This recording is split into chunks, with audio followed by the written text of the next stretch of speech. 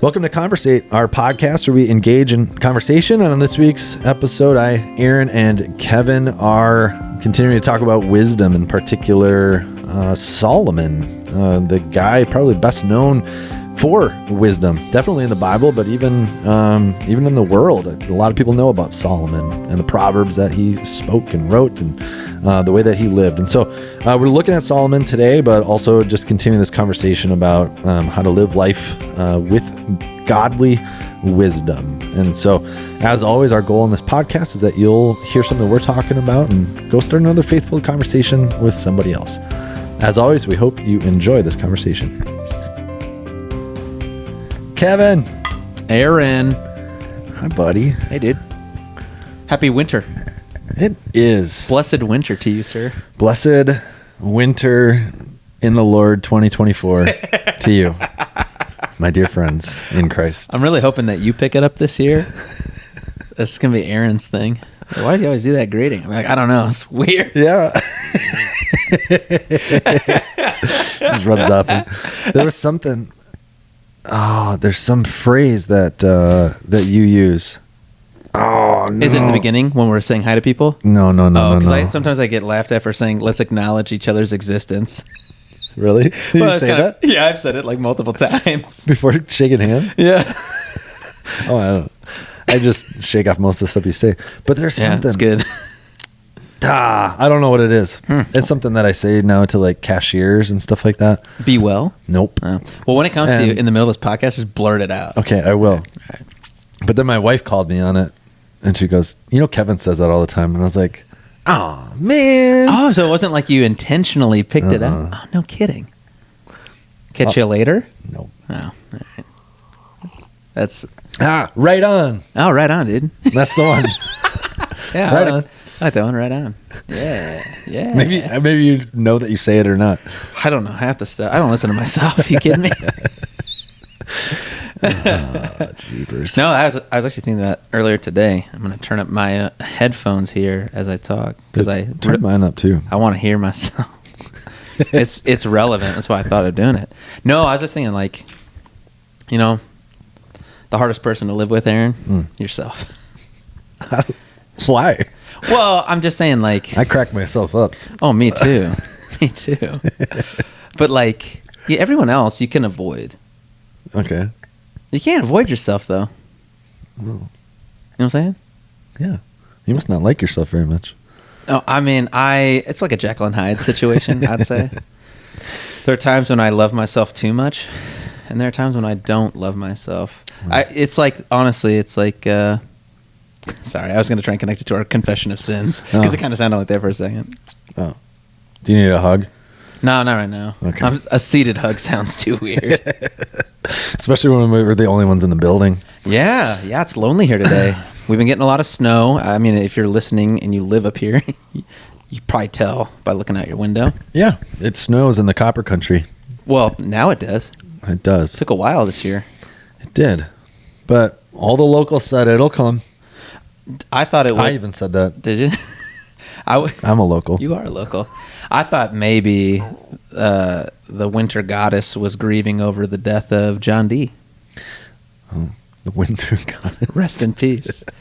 It is a bummer. We were talking about that when we were in Minnesota because we were. I'd been on vacation and we were traveling home, and there was going to be a storm and stuff. And I mean, John D was my go-to guy, our local weather guy, especially for local forecasts, because a lot of times with like the weather.com or whatever, it's just very regional, and it's hard to know, like, especially what the lake effect stuff's going to do. But he was always so accurate and non-hyped. All this stuff about like naming winter storms now. Sure. They got a name for this one? Yeah, Jerry. Really? With like the woman's name, like with a G. Do you ever watch? My kids came home yesterday and said they were talking to some friends at church, and they go, "Yeah, our friends said that this storm's called Big Jerry." I was like, I don't know if it's Big Jerry, but it's. I was thinking, you ever watch Parks and Recreation? No. There's a character who's Jerry in that show, and he's sort of like the dud. Like everything he does goes wrong. Yeah. So I was like, it's kind of perfect that this winter storm's named Jerry, since it hasn't. I mean, is it talking about like just in the last 36 hours, or is it? Yeah, like, they're naming okay. any like just any. any storm, like any snowstorm that goes through. They've been doing it for a couple of years. I didn't.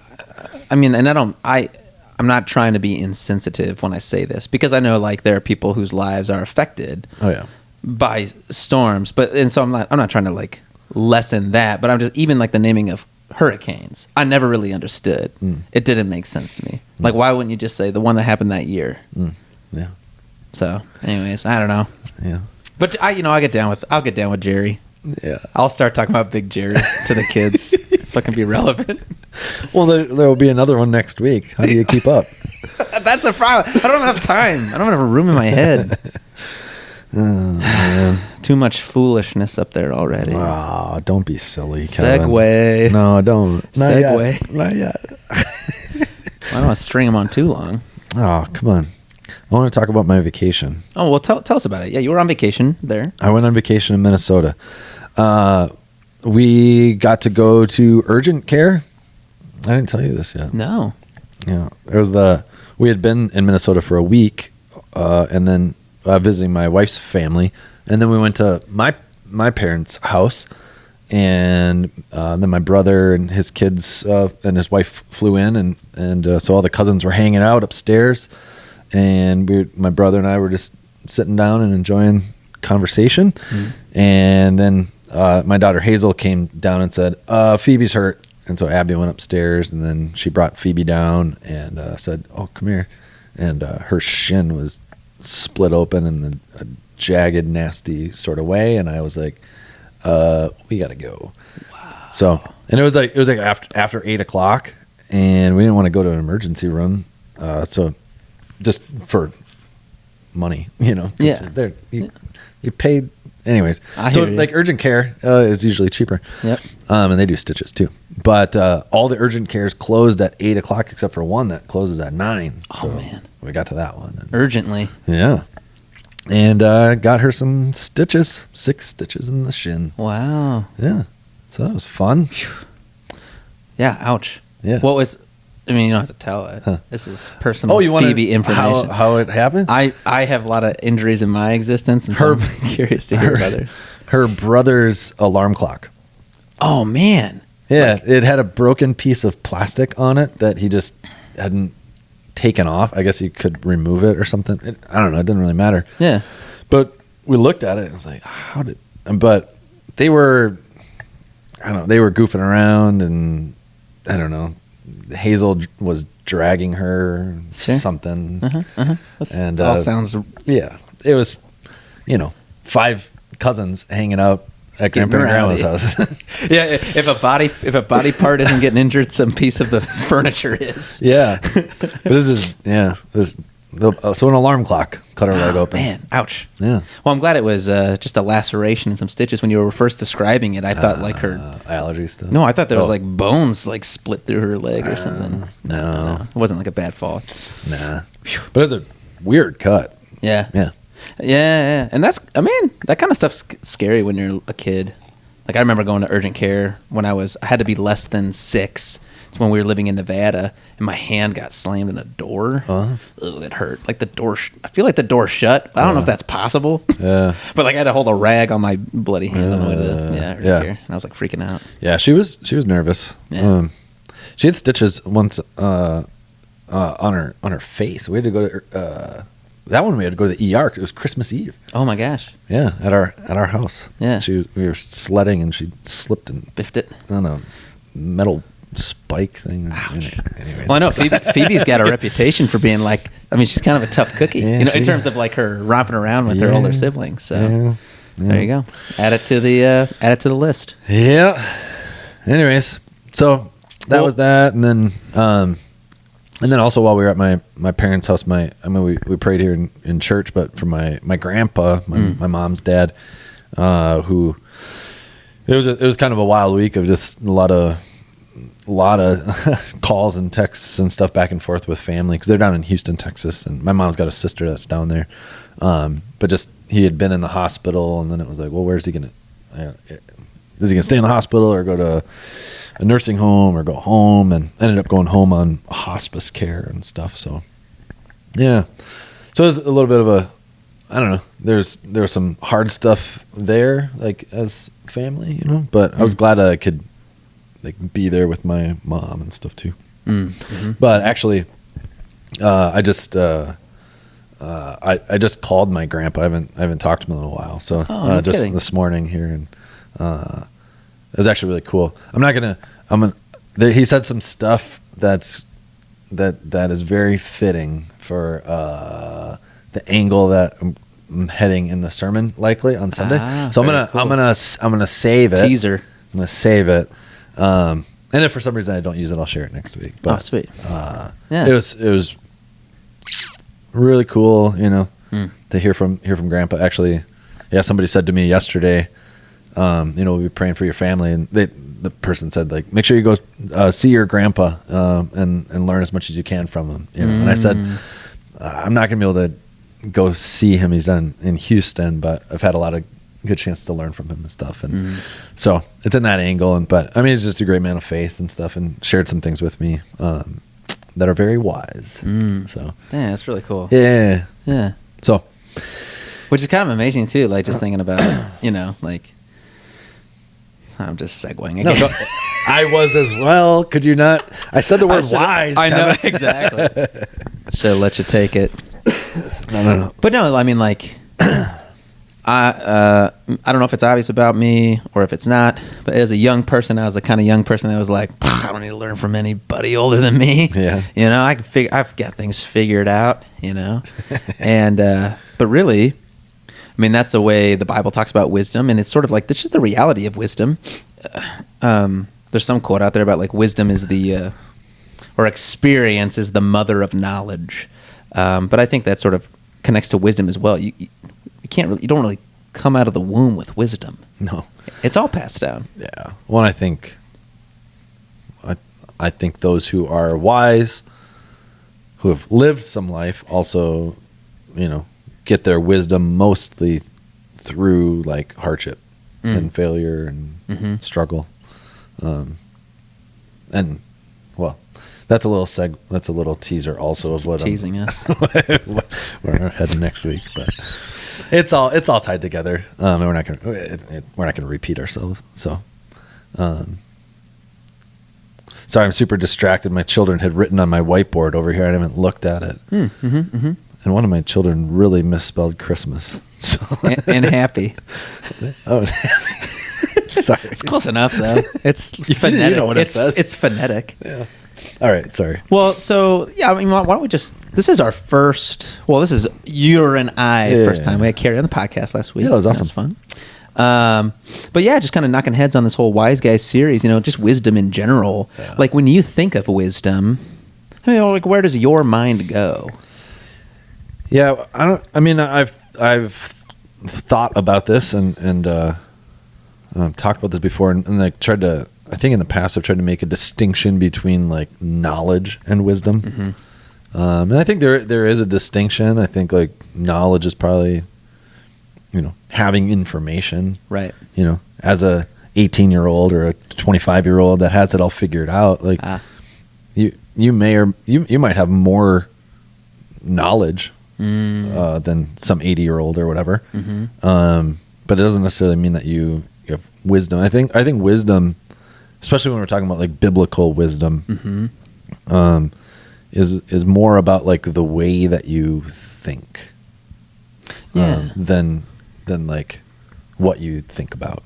Okay. Yeah. Yeah. So like a posture towards knowledge, you might say. Yeah. Yeah. And just like, and I think you can be wise even without like a ton of information, you know. It's just like, I think like wisdom and faith really go hand in hand, where it's like, I mean, if I know whose I am, if I know that I belong to God and that He created me, and that, you know, my life is in His hands and taken care of, and that He's the Lord and Savior of all. Like, if I've kind of got this picture straight, then I've got this I've got a posture, and I know who I am and whose I am, and what my purpose is in this world. And I think when you have those things sort of established, that's where wisdom flows out of, that kind of relationship with your Creator. So, yeah. I'm just chewing on that. Okay. Chewing on that. Yeah. Yeah. Well, I'm trying to think like, well, just wisdom is like a posture towards knowledge, or how did you put it? It's not so much what you think about, but the way you think about it. Yeah, I think that's what I said. I don't know if I've ever said that before. It might be the dumbest thing I've ever said. I don't know. I also don't listen to the things that I say, so I gotta repeat them several times. No, no. I mean, I'm being very facetious. I don't know that I've said that before, but I've thought about that. So yeah, definitely, I think wisdom is more about the way that you think than even what you know or what you think about. So. Right. Like certainly, there's a distinction between, you might even say like intellect and wisdom. Yeah. Like wisdom is not necessarily knowing all the facts. Wisdom is not necessarily having a PhD in something, or a master's degree in something, or a college education, or even a GED. Like those things don't necessarily mean you have wisdom. There's all sorts of people in the world who hold high positions, or who are given lots of responsibility and power, or who have earned all sorts of titles and have letters behind their name that, like, according to biblical wisdom, that would be unwise, would be considered foolish. Right. But maybe it's helpful to talk even about, like, there's probably a difference. I think there's overlap, but there's probably a difference in, like, what the world would consider wisdom. Yeah, well, and I think there's crossover too. Exactly. There's earthly wisdom that's gained through experience, that's through right. failure, through success, through exposure to different things, having had to make decisions and go through it, and then somebody else comes behind you and it's like they're wrestling through the exact same thing, and you're like, oh man, I can listen to this guy. Yeah, he knows something about it. I guess I've been through that. I'm not saying that the way that you're going through it is going to be the exact same thing that I went through, but if you want to know what it was like for me, or what I did, and maybe how that it worked out, and whether that was a success or a failure, right? So, and you can, you people who are Christian or not Christian, we all have those kinds of experiences. That comes through life experience, right? Through success and failure, and just living life. You're going to gain some level of wisdom. Yep. But biblically speaking, if you live a life and then you're giving wisdom, saying, or giving advice to somebody and saying, well, it's just all about how hard you work, neglect your family, and you'll be successful, and make all the right investments on the stock market, and you'll be able to buy that big boat and the vacation house in the mountains, and another one on Lake Superior. You're like, if that's the kind of earth, because that's what earthly wisdom will get you. But biblical wisdom will do what you were saying in the sermon, which is more like, well, that kind of advice is only going to get you so far. That'll only get you so far as this earth. Biblical wisdom says, no, actually, like, giving up actually is where you gain. Pick up your cross daily and follow me. Says Jesus, right? Die to yourself. Right. So, like, in terms of overlap, like, even if you read the book of Proverbs, or like, there's certain Proverbs you could come across in the book of Proverbs that'd be like, oh yeah, like people say this, maybe not in this language, but like all the time. So like, there's Proverbs about, the worker will eat, like if you're lazy, you might not be able to afford your rent, right, or provide for your family, So like the whole idea of like early bird gets the worm, right, or, those kind of wise sayings that are used commonly, whether you're a Christian or not. There's that overlap, sort of like, this actually plays out in your existence most of the time, you know, according to the rules, if you will. But but yeah, once we get into like 1 Corinthians chapter 1, where Paul is talking about God's wisdom in terms of our salvation, all of a sudden it's like, whoa, these things are not two trains running on a similar these things have totally diverged from one another. Because the world is, in its wisdom, I don't think is going to tell you die to yourself. No. You know? Yeah. No. I mean, I've not heard that. I mean, it will talk about like service, you know, and caring for others and, you know, being good stewards and that kind of stuff. But, yeah. But in terms of it's, I mean, we've already said it, but yeah, it's a different kind of wisdom. Earthly wisdom will get you the things of this earth. That's basically it. It won't get you the things of God. Right? Yeah. So Solomon was the guy that we were talking about, though. He was the wise guy. In particular. Yeah. The wisest of all, apparently. Yeah, we didn't really, and you didn't spend a lot of time in the sermon either talking about what, I mean, you mentioned it, but what leads up to this crazy event where two prostitutes come to talk to him. Yeah. And we see that he's actually got, that he can. He demonstrates his wisdom. Because prior to this, God had, you know, kind of showed up like the genie in the bottle. Yeah, it's a very strange episode. It really is, that dream. Yeah, it says like, we'll give you anything that you want. Yeah, it's kind of like every kid's actual dream. Well, did you ever like do that if the genie gave you one wish, what would you wish for? More wishes? Yeah. Well, I did even better than that. Oh, more genie? No, I said infinity wishes. Infinity. Ooh, yeah. Not just more. Yeah. No, and it is like kind of that. Like that whole idea of the genie coming is like a caricature of this weird dream that Solomon has in a way.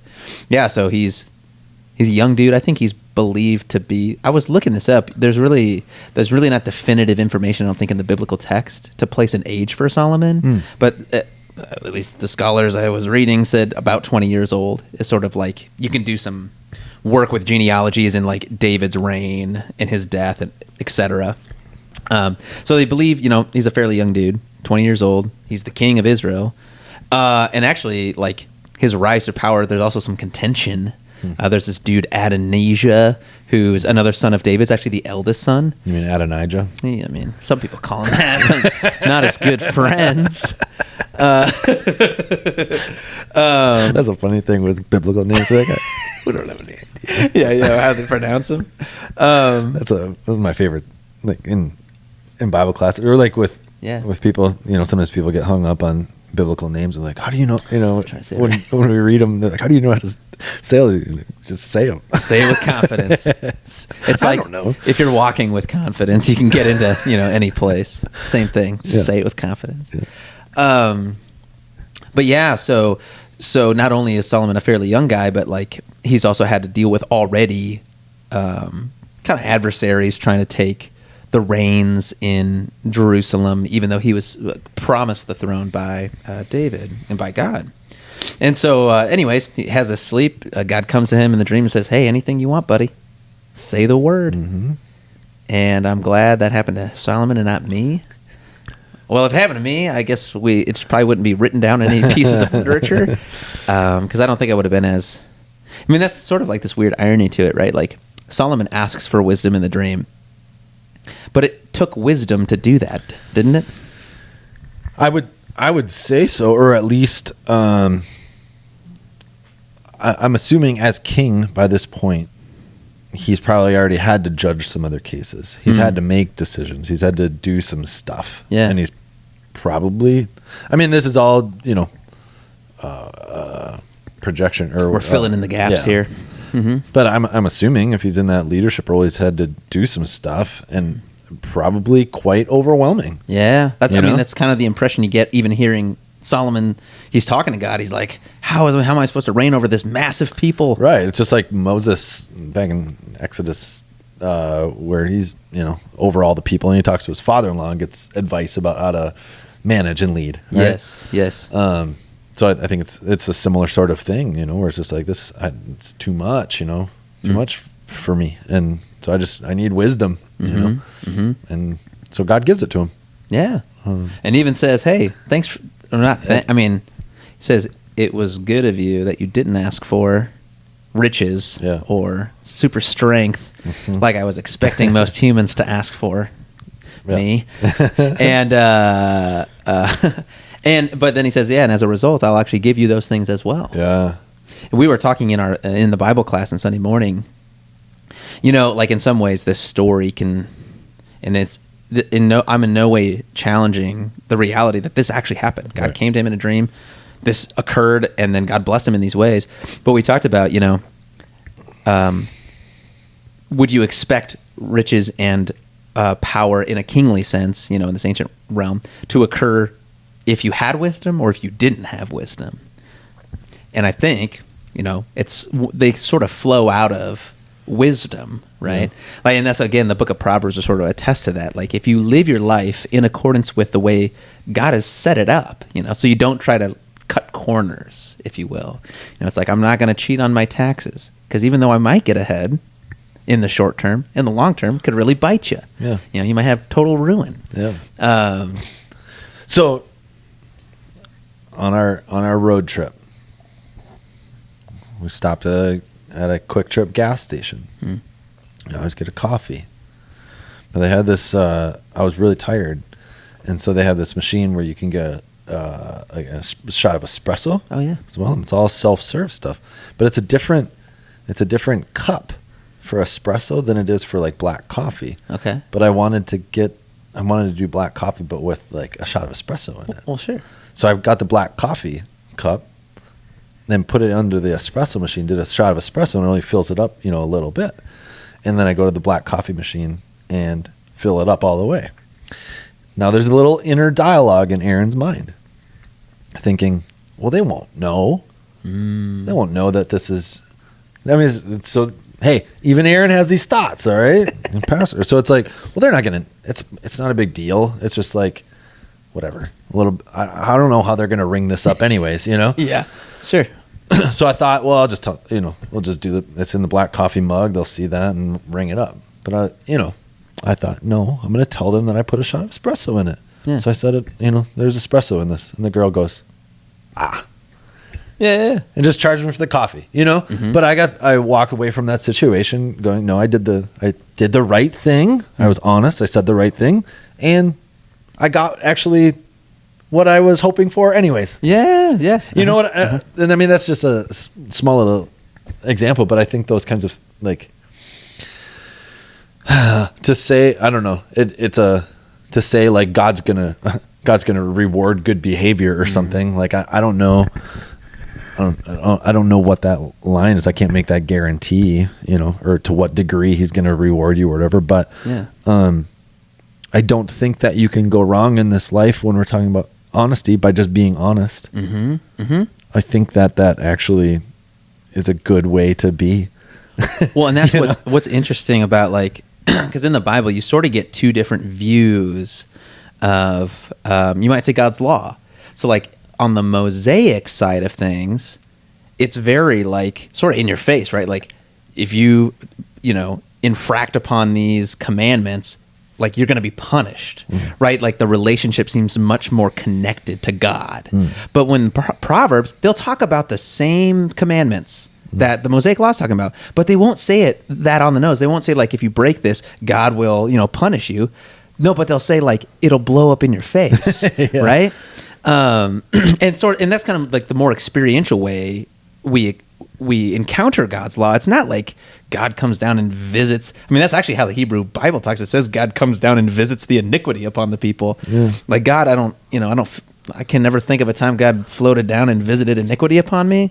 But there's all sorts of times when I didn't listen to his directives and those situations did not go well. And it's like, well, of course they didn't. Right. Like this guy, he set up the universe. He knows how it works, and he told you how it works. Yeah. So just listen to it. Right.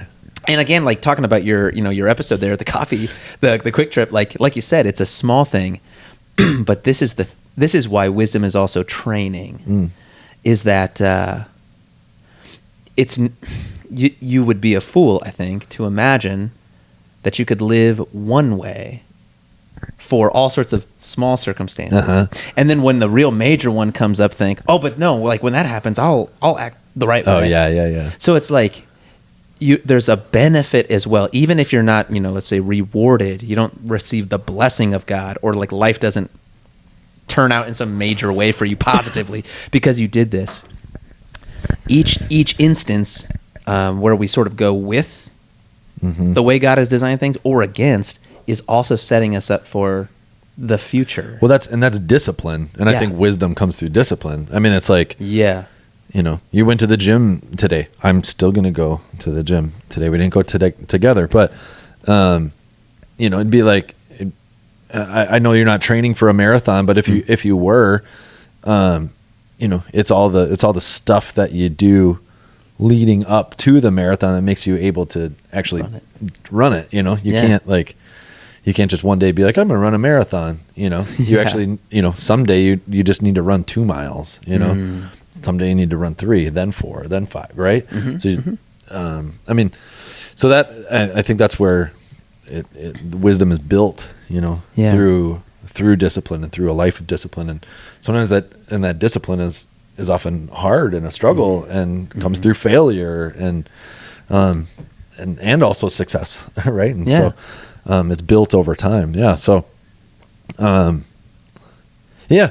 I mean, talking about training and stuff too, like, I mean, with that little coffee episode too, my kids were watching, and they asked like, what, when I just put the shot of espresso, like, you only got a little bit of coffee. And it's like, well, I'm going to put more in it. I mean, they don't know how all the prices work or any of that stuff, but also for me to verbalize out loud with them standing there, like, this is what I did, like those are important things, to model and just say out loud. And